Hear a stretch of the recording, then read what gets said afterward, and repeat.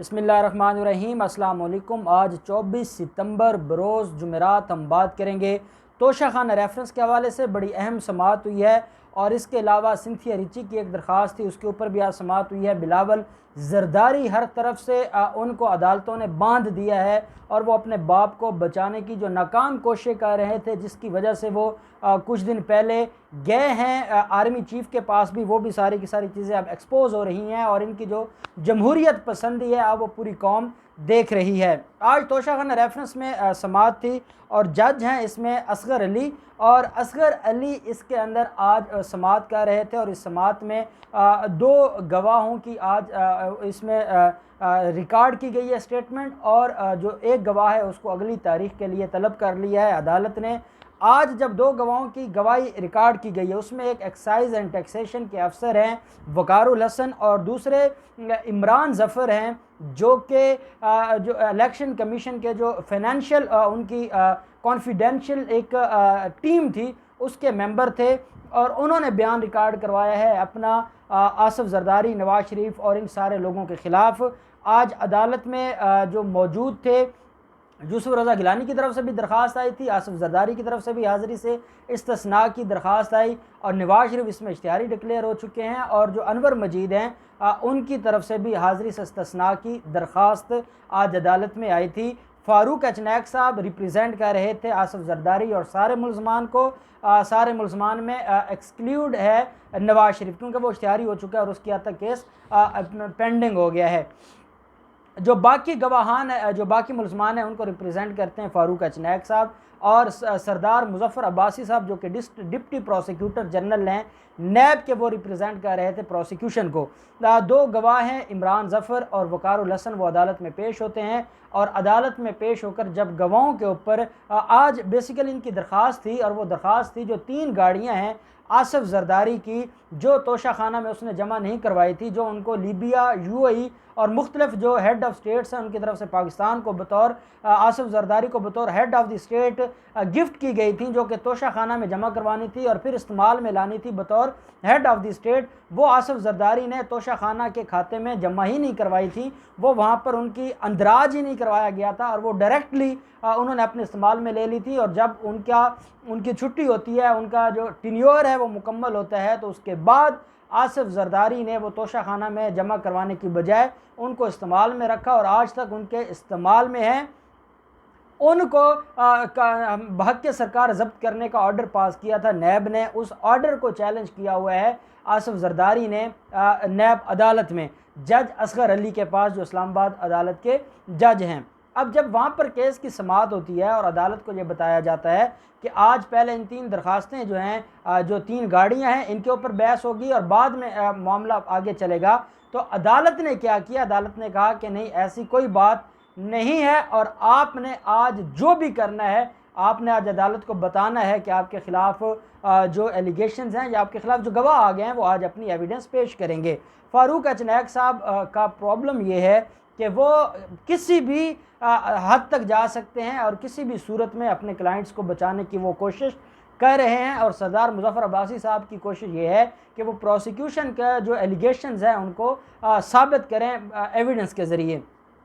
ये दोनों ही बड़े अहम गवाह थे। गवाह वो था जिसने ये गवाही दी है कि वो जो इलेक्शन कमीशन में था वो अच्छी एक पोस्ट पे था, और जब ये सारे के सारे इनके मामलात थे तो इन्होंने ना तो उनको बतौर अपने उसके मालकान अपने उसमें शो किया है जो इनकी जो इन्होंने इलेक्शन कमीशन में अपने कागजात नामजदगी जमा करवाए थे, ना उनमें इनका कोई जिक्र है। और जो एक्साइज एंड टैक्सेशन है, उन्होंने आके जवाब दिया अदालत में और बयान रिकॉर्ड करवाया कि बतौर उसकी जो रजिस्ट्रेशन है गाड़ियों की, वो आसिफ जरदारी एंड कंपनी के नाम नहीं है। तो वो साबित ये करना चाहते थे कि ना वो इसके मालिक हैं, ना उन्होंने बतौर मालिक और बतौर असासाजात इनको इलेक्शन कमीशन के कागजात नामजदगी में जमा करवाया है। तो ये किस अख्तियार से उनको इन्होंने अपने पास रखा हुआ है और उनके ऊपर ये आज तक उसका तसर्रुफ़ और उसका इस्तेमाल कर रहे हैं, ये बेसिकली केस था जो आज 2 अहम गवाह अदालत में पेश हुए। जब सरदार मुजफ़्फ़र अब्बासी साहब ने बताया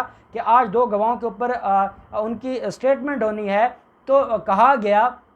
कि आप लिस्ट ऑफ विटनेसेस दें। अदालत को सरदार मुजफ्फर अब्बासी ने कहा कि ये जो लिस्ट ऑफ विटनेसेस मांग रहे हैं, इनका मकसद क्या है? इनका मकसद ये है कि इनको गवाहों का पहले पता हो कि किस किस गवाह ने आना है और ये उनको मैनेज करने की कोशिश करें, क्योंकि ये पावरफुल लोग हैं, ये स्ट्रॉन्ग लोग हैं, ये सिर्फ गवाहों को मैनेज करना जानते हैं और ये चाहते हैं कि हम गवाहों की जो लिस्ट है वो डिस्क्लोज़ कर दें और डिस्क्लोज़ करने के बाद फिर ये उन गवाहों को मैनेज करें और हमारा केस ख़राब हो। तो हम ये चाहते हैं, सरदार मुजफ्फर अब्बासी ने कहा कि हम चाहते हैं कि हम एक गवाह की स्टेटमेंट रिकॉर्ड करवाएं, उसका चीफ एग्जामिनेशन अदालत में रिकॉर्ड हो और साथ ही ये क्या करें, ये उस मामले के ऊपर उसके ऊपर जिरा करें उस गवाह के ऊपर, फिर हम अगला गवाह लेकर आएँ। ये ना हो कि इनकी अगर ये ख्वाहिश हो कि हम सारे गवाह अदालत में पेश कर दें, उनकी जो गवाही है वो हम डिस्क्लोज़ कर दें, उनकी जो स्टेटमेंट्स हैं वो डिस्क्लोज़ कर दें और ये उसके बाद जिरा करें, तो हम अपने केस को नुकसान नहीं होने देंगे। जो फारूक अचनाक साहब थे उन्होंने कहा कि मामला ये नहीं है, मामला ये है कि मेरे तो इल्म में भी नहीं था कि आज यहाँ पर कोई कार्रवाई होनी है या आज यहाँ पर गवाह होने हैं।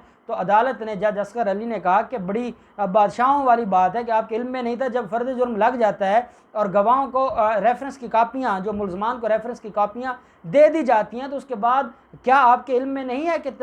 लास्ट जो डेट ऑफ हेयरिंग थी उसके ऊपर हमने गवाहों को तलब किया था? तो उन्होंने कहा कि हमारे इल्म में तो है, लेकिन हमें ये इल्म में नहीं था कि नैब इस केस में इतना कॉन्शियस है और वो पहली तारीख पर ही गवाह ले आएगा, तो इसलिए मैं तैयार होकर नहीं आया और मैं जिरा नहीं कर सकता। सरदार मुजफ्फर अब्बासी का ये कहना था कि जनाब इसको डे टू डे चलाएं ताकि हम एक गवाह पेश करें, ये उसके ऊपर जिरा करें और अगले दिन फिर नया गवाह हम पेश करें, और इस तरीके से हम इस केस को चलाना चाहते हैं। तो जो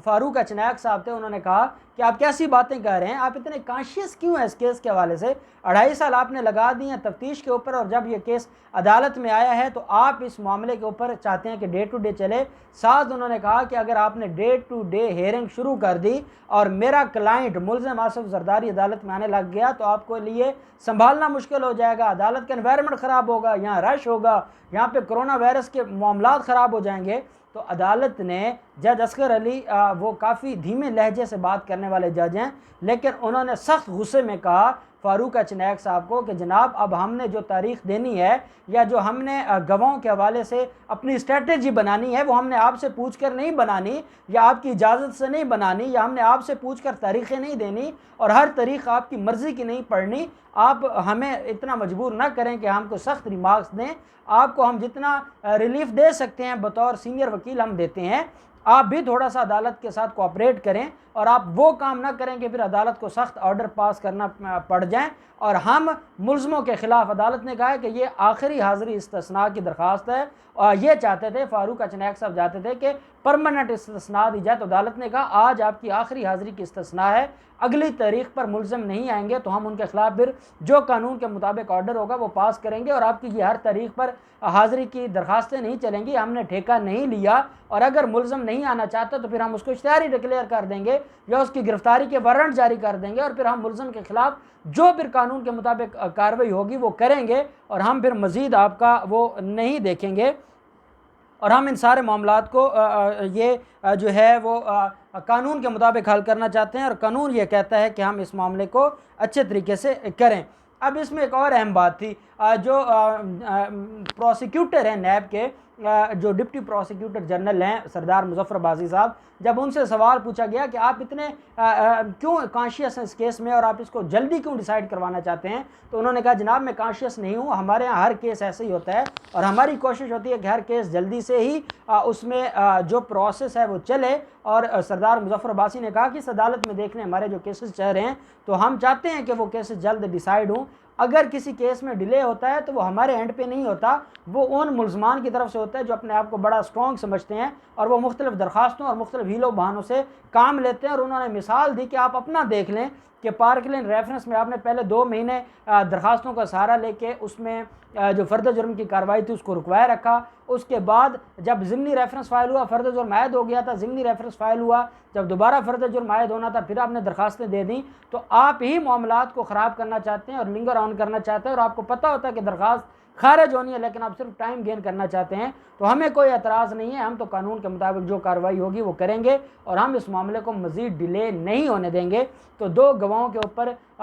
उनकी गवाही मुकम्मल हुई है। अदालत ने मुल्ज़मान के वकील को कहा है, फ़ारूक अचनैक साहब को, कि आप 1 अक्टूबर को जिरह करें। पहले इन 2 गवाहों के ऊपर आप जिरह करें और फिर अगला जो गवाह है वो पेश किया जाएगा नैब की तरफ से, और नैब अपना गवाह एक एक करके पेश करेगी और इस सारी की सारी कार्रवाई को आगे लेकर चलेंगे। तो 1 अक्टूबर तक इस केस की समाअत मुलतवी कर दी है। दूसरी तरफ हम सिंथिया रिची का मामला देखते हैं।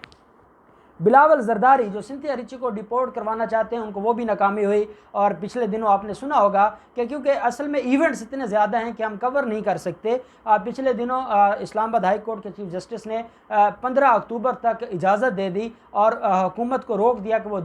जो उनको मुल्क से बाहर ना भेजें या उनको डिपोर्ट ना करें। तो आज उनके ख़िलाफ़ जो कज़फ़ का एक मामला था, जो एक ऑर्डिनेंस, कज़फ़ ऑर्डिनेंस के तहत एक इस्तिग़ासा फ़ाइल किया गया था रहमान मलिक की तरफ से कि मेरे ऊपर झूठा इल्ज़ाम है, उसके ऊपर समाअत थी और वकील आया है ना रहमान मलिक ख़ुद आया है। और ये जो जब सिंथिया रिची की दरख्वास्त थी तो अदालत ने यह कहा था कि ये बड़े लेवल के ये इल्ज़ामात हैं और इनको साबित करना ज़रूरी है और ये सीरियस नेचर के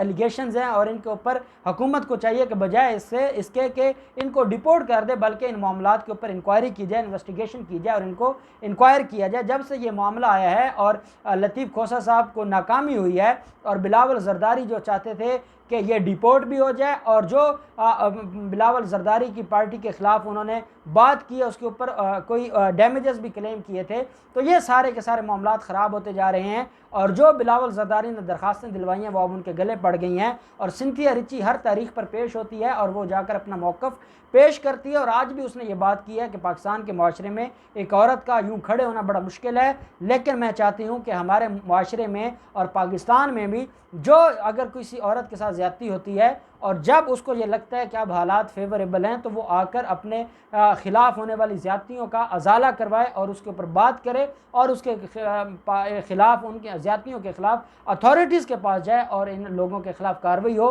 कहती हैं कि मैं इसी मकसद के लिए ये केसेस लड़ रही हूँ और मुझे उम्मीद है कि पाकिस्तान की अदालतें मुझे इंसाफ देंगी। अब ये कज़फ़ का भी मामला है, सिंथिया रिची की दरख्वास्तें अंदराज मुकदमा की वो भी पेंडिंग है। FIA ने भी जवाब दे दिया था बेनज़ीर भुट्टो के मामले पर अंदराज मुकदमा के लिए। और अब सारे के सारे जो मामलात हैं, चाहे वो आसिफ जरदारी के केसेस हों, चाहे बिलावल जरदारी के अपने केसेस हों, और ये जो सिंथिया रिची का मामला है, क्योंकि सिंथिया रिची का अगला हदफ बिलावल जरदारी हैं। अब बिलावल जरदारी बुरी तरह नाकाम हो गए हैं, उनको मुल्क से बाहर मुल्क बदर करवाने से भी और उनकी दरख्वास्तें खारिज करवाने में भी। इन केसेस में भी जो डेवलपमेंट होगी हम आपके साथ शेयर करते रहेंगे। अल्लाह पाक पाकिस्तान का हामी नासिर हो। बहुत शुक्रिया। अल्लाह हाफिज़। पाकिस्तान जिंदाबाद।